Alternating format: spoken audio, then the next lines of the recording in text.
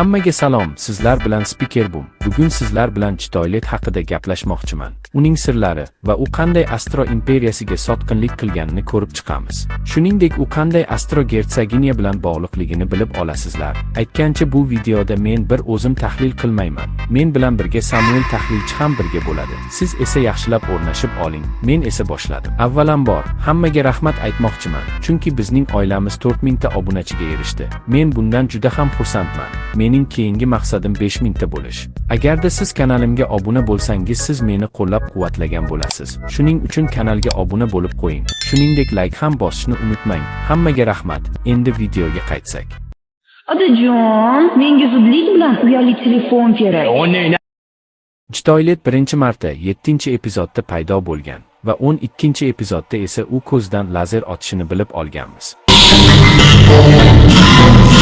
U Titan kameramen bilan jangda g'olib bo'lgan. Adolatsiz yo'l bilan bo'lsa ham 22-epizodda uni yuvib yuborish mumkin emasligini bilib oldik. Uning upgrade bilan 38-epizodda ko'rganmiz. Agar uning lazerlarga qarasak, ular oddiy skibidistlarniki bilan bir xil edi. Ammo 47-epizodda kattaroq ko'rinishda bo'lgan. Keyingi katta jangda ko'rinishi 57-epizodda bo'lgan va sirazu mag'lub bo'lgan. Va 60-epizoddan boshlab uning o'rniga Fake Chitoyletni jangga qo'ygan.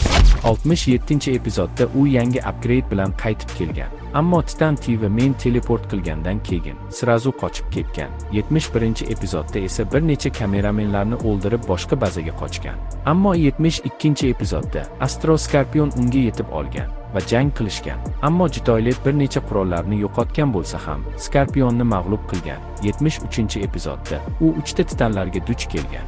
Ammo ularni astrolar qo'shini yaqinlashayotgan haqida ogohlantirmoqchi bo'lgan, ammo o'xshamagan va u katta zarar ko'rib qochib ketgan. 77-epizodda u Titan TV menni qutqarib qolgan va Juggernaut bilan kichik jang qilib boshqa joyda gaplashib olishni taklif qilgan.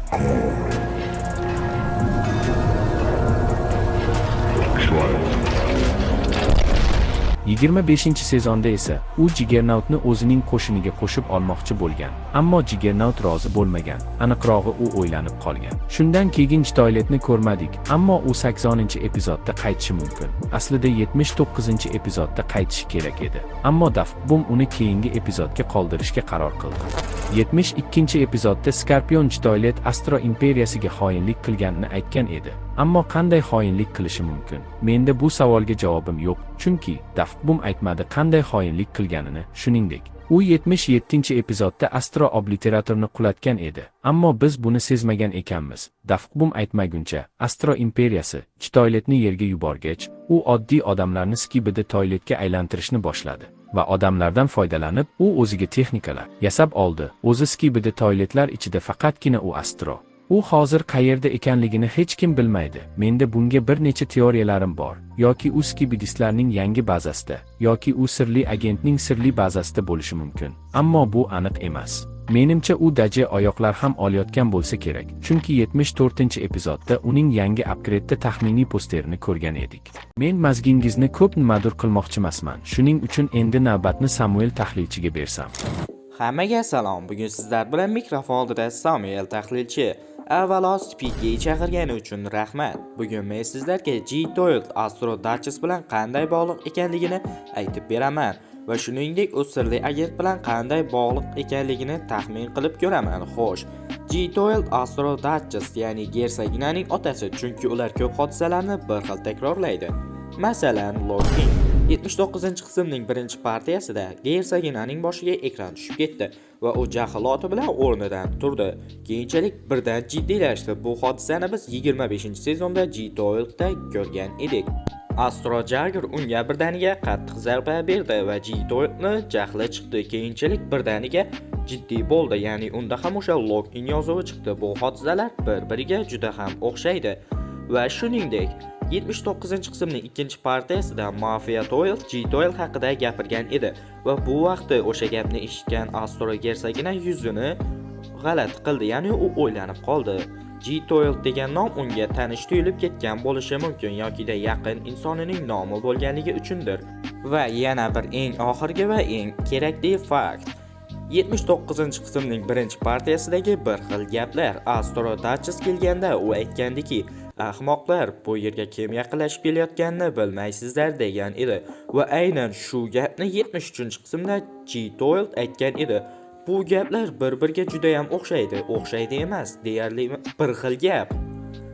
Va bu ham ular ota va qiz ekanligiga isbot bo'la oladi. Agarda bu ular ota va qiz ekanligiga birinchi taxmin bo'lganda, buni tasodif deyish mumkin edi, lekin bir xil yuz, bir xil harakat, bir xil gaplar. Bularning hammasi ular ota va qiz ekanligiga ishora bo'lishi mumkin. Endi G. Doyle va sirli agentga kelsak, u sirli agent bilan anchadan beri hamkorlik qiladi va u avvaldan bilgan edi Astro Ark yaqinlashayotganini. Qachonki Astro Detainer G. Doyle'ga hujum qilganda, u o'sha sezgandi tezroq agentlar bilan hamkorlik boshlashni. G. Doyle sirli agent bilan anchadan beri hamkorlik qiladi, taxminan 47-epizoddan boshlab. Chunki o'sha epizodda biz sirli agentni ko'rgan edik va G. Doyle unga hujum qilmagan edi. Sirli agent olim Skibidi bilan ham hamkorlik qilgan, ammo u 67-epizodda ikkita titonni o'ldirib qo'yishiga sal qolgan va sirli agent uni shunchaki o'yindan chiqarib yuborgan. Shuning uchun G. Doyle 70-epizodda olim Skibidini qutqarmagan, chunki sirli agent qutqarish kerak emasligini aytgan. Va bularning hammasi meni shunchaki quruq taxminlarim va teoriyalarimdan biri xolos. Buni jiddiy qabul qilmang. Albatta, kelajakdagi, ya'ni kelajakda bo'ladigan qismlarda bu hodisalar yuz bersa, meni gapimni rostdan ham jiddiy qabul qilishlaringiz mumkin. Shu bilan jitoylik haqida teoriyalarimiz tugadi. Samuel Tahlil ham bu videoda qatnashgani uchun katta rahmat. Shu joygacha ko'rganingiz uchun katta rahmat. Kanalga obuna bo'lib, like bosib qo'yishni unutmang. Hammaga xayr, keyingi videolarda ko'rishguncha.